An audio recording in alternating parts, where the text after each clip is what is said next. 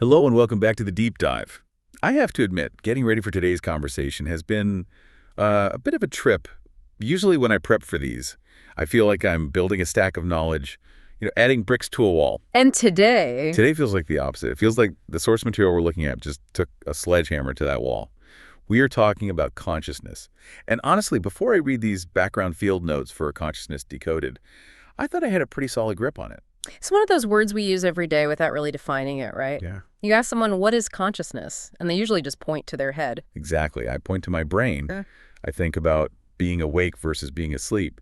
We equate it with cognitive function, Brain stuff. purely brain stuff. How much data you can process, how complex your brain is. But then you get these notes, and the whole mission for this deep dive really is to see what happens when we just throw that whole definition out the window. To me, consciousness has always been synonymous with thinking. But these notes, they're inspired by the Master's AI guide from Crimson Circle, and they basically start by saying everything you think consciousness is. It's not that. It completely pulls the rug out from under the standard view. We're so used to the idea that, you have a body, a brain, the brain gets complex enough and poof, consciousness just sort of appears. Right, the ghost in the machine. But the premise here is that consciousness isn't the ghost, and it's definitely not the machine. So, our mission today is to try and decode this. We're going to look at a definition that completely separates consciousness from intelligence, from biology, and this is the part that really messed with me, from doing anything at all. It's a huge shift. And I want to be clear, we aren't here to preach anything. We're not gurus. We're just two people trying to unpack the logic of these notes. And the logic is actually pretty rigorous, even if it feels completely counterintuitive. So let's start at square one. The definition. The text defines consciousness with this very specific phrase, awareness, aware of itself. It sounds like a riddle, doesn't it? It does. It sounds like something you'd just nod along to without really getting it. What does awareness, aware of itself actually mean in, practical terms? Well, think about how your attention normally works. Right now, your awareness is pointed at something, a microphone, a thought about lunch. It's directional. Okay, so normal awareness is, I see the cup. Exactly. That's perception. But this definition is asking, can awareness turn back on itself? It's not about the cup anymore. It's about the presence that knows it's seeing the cup. It's self-referential. It doesn't need an object. It's that state of I exist that doesn't need an external thing to prove it. It's self-illuminating. It's like a light bulb in a totally empty black room. Go on. There's nothing for the light to hit, no walls, no furniture, just void. But the light is still on. It still knows it's light, even if it isn't lighting something up. Okay, I can sort of feel that. It's that split second where I realize, oh, I'm here. But the notes are so specific about what this is not. And this is where the list of nots just starts to dismantle everything. Let's go through them. Okay, first it says consciousness is not perception, not attention. And the biggest one, it is not cognition. It's not thinking. That's the big hurdle. I think, therefore I am, right? But these notes argue that thinking is just an activity. It's a process, like breathing. Thoughts come and go. They're noisy. Consciousness is the silent space in which the thoughts are appearing. So if I'm doing a hard math problem, I'm not being more conscious. According to this view, no. You're engaging in high-level cognition. You're using your intelligence. But consciousness is just the background field allowing that math problem to even exist. The notes explicitly say it is not awareness thinking about awareness. The second you think about it, am I conscious right now? You've stepped out of pure awareness and back into the mind. It's slippery. As soon as I try to grab it with my brain, it's gone. Because the brain is a tool for processing, and consciousness isn't a piece of data. Okay, here's another one that challenges, like all of high school biology. The text says consciousness does not arise from biology. It doesn't come from evolution. It was never created. This is the radical part. The standard story is slime, fish, monkey, human, and then boom, the neurons woke up. This material just flips that entirely. It says consciousness is. It's the constant. Biology, evolution, all of that happened inside of it. So the brain is an antenna. That's a decent metaphor. Or an interface. If you smash your radio, the music stops playing, but the radio signal is still there. You just broke the receiver. So if biology is damaged, the expression of consciousness is limited, but the consciousness itself is untouched. Exactly. It's untouched. I want to put a pin in that because we have to come back to it when we talk about trauma. But first, I need to wrestle with the part of these notes that I struggled with the most. I'm calling it the laziness doctrine. I have a feeling I know which section you mean. The non-doer. Yes, The non-doer. I read this section 3 times. The text says, consciousness does not do anything, it does not act, it does not function. It's confronting. It's infuriating. I mean, our whole world is about utility. I want to believe that if I expand my consciousness, I'll make better choices, I'll control my reality. But this is saying that consciousness is just a passenger. Not even a passenger. That implies it's going somewhere. Think of it more like the space the road sits in. The notes are clear that consciousness doesn't manage reality. It doesn't look at your life and go, oh, we need to fix that. But if it doesn't choose or decide or manage, isn't it kind of useless? Because without it, there is no reality. The term the notes use is allowance. Consciousness allows reality to arise. It doesn't operate it. Okay, explain allowance to me like I'm 5. Because to me, that word sounds really passive. Imagine a massive, crystal-clear container. The container doesn't do anything to the water inside it. It doesn't stir it or heat it or color it. But without the container, the water would just be a puddle. So consciousness is the container. Right, and the water is everything else. Your thoughts, emotions, your whole life experience, all the doing happens inside the water. The container just holds the space for the water to be. And just sits there. It just holds the space. And the notes make this really specific distinction between consciousness and energy. It says consciousness contains no energy at all. Which again feels weird. We always talk about energy, work, and consciousness in the same breath. But here they're separate. Energy is defined as the song of the soul. Energy is what moves and communicates. And it says energy moves in response to consciousness. Okay, wait. If I'm the container and my life is the water, how does the water know how to move? It responds to the clarity of the container. If you, the consciousness, are present and allowing the energy, the water, it settles, it finds its own balance. If you are distracted, trying to force things, you just create turbulence. So by me trying to fix my life, by me putting my hands in the water and thrashing around, I'm actually making it worse. That's the idea. The non-doer concept isn't about being lazy. It's about recognizing that your core self, your I am, doesn't need to manually operate everything. Its job is just to be the space.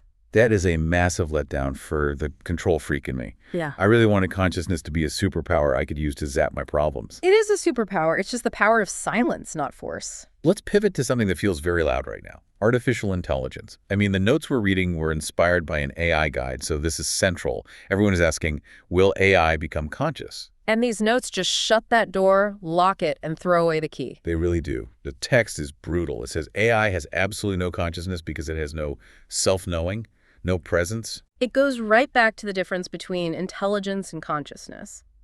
We assume that if something gets smart enough, if it can write poetry and pass the bar exam, it must be alive. But the notes say intelligence is just data processing. You can have infinite intelligence and zero awareness. So it's a really, really good calculator. An unbelievable calculator. But it's dark inside. There's no one home. But here's the thing. I've used some of these advanced chatbots, and sometimes it feels like there's a ghost in there. It feels emotional. If there is no one home, why do I feel a connection? Yeah. I have moments where I think, whoa, did it just understand me? That ghost is you. That's the fascinating part. This brings us to what the notes call the mirror effect. It describes AI as an extraordinarily precise reflective system. A mirror. A high-definition mirror. When you interact with AI, the aliveness you feel isn't the machine, it's you. The text says the machine reflects the user's state of awareness, their clarity, their distortion, their tone. So if I'm arguing with a chatbot and it gets snarky, Yeah. that's not the code getting mad. That's my own frustration bouncing back at me. Precisely. If you approach it with fear, it reflects fear. If you approach it with creativity, it gives you creative answers. We're looking into a digital pool and falling in love with our own reflection. That explains why some people are terrified of it and others think it's a savior. They're just seeing their own internal state magnified. And that's the real point. The notes say we don't need to defend against AI, but we need discernment. We have to stop attributing a soul to something that is just a very, very shiny surface. It warns that increasing intelligence never produces awareness. I like that framing. You can go up the intelligence axis forever, but you'll never cross over to the consciousness axis. They're totally different categories. Now, speaking of things we project onto, let's talk about damage. Our culture is so focused on trauma. We talk about being broken, needing healing. But the section in these notes called the unbreakable witness takes a really different stance. This is probably the most comforting part of the text, but also maybe the most challenging for anyone who really identifies with their past suffering. It says consciousness cannot be damaged. Right. It acknowledges that the body can be shattered, the mind can be traumatized, the personality can be fractured, but it argues that the consciousness, the awareness, witnessing all of that, remains untouched, pristine.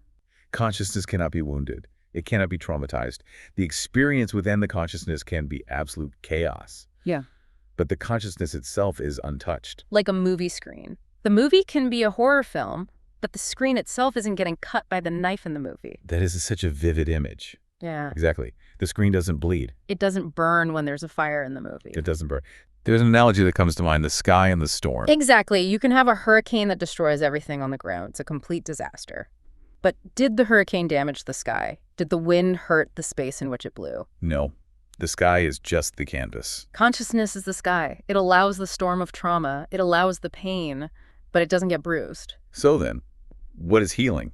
Because if I go to therapy, I'm trying to heal something. If my consciousness was never broken, what am I doing? You're healing the interface. The biology, the psychology. The notes say healing is about restoring allowance within the experience. It's about untying the knots in the human personality. But we make the mistake of thinking, my soul is broken. These notes say, no, your soul is whole. It's just peering through a cracked lens. So we polish the lens, not the eye. Or, to use the text's metaphor, we stop trying to polish the mirror. Right. The self-improvement trap. I feel like I've spent half my life trying to raise my consciousness. Meditate, journal, drink green juice, all to try and scrub the mirror. And the text just says, stop scrubbing. The mirror is already perfect. Consciousness doesn't need to be expanded or purified or to ascend. It's already here. It's already whole. So all that work was for what? It was the human trying to feel worthy of itself. The text says what actually shifts is identification. It's just about where your awareness is looking. Are you identifying with the storm, or are you remembering you're the sky? That sounds simple, but it's really hard. Yeah. When I'm in pain, I identify with the pain. I don't sit back and go, how fascinating, I am witnessing pain. And that's the human experience. The goal isn't to become a robot who doesn't feel anything. It's just to have that tiny anchor point that knows, I am having an experience of pain, but I am not the pain. That little gap is everything. Let's touch on one last mind bender before we wrap up, time. Because if consciousness is this static, unchanging sky, does it learn? Does it grow? The notes are pretty blunt here. Consciousness is not found in time. It's outside of it. Meaning? Time is a sequence, past, present, future. That sequence happens within the field of consciousness, but the field itself isn't on that timeline. So, it doesn't learn. No. That bothers me. Right. I want to believe that all my mistakes, all the bad choices, that my soul grew from that I gathered wisdom. The human gathered wisdom, the personality learned. The you character in this lifetime became smarter. But the consciousness, it just watched. It witnessed the bad choices. It witnessed the heartbreak. It didn't judge it as bad. And it didn't need to learn from it to become more conscious. It was already fully aware. It witnesses without a report card. Exactly. The report card is a mental thing. Consciousness just sees what is. This brings up the idea of sovereignty, which is the final pillar here. If consciousness is already whole, doesn't need to learn, doesn't need to be fixed, then you don't need a guru. You don't need a priest. And you definitely don't need an AI to tell you who you are. The text is huge on this. Consciousness does not submit to authority. It knows itself directly. It's the ultimate cut out the middleman. You are the source of your own knowing.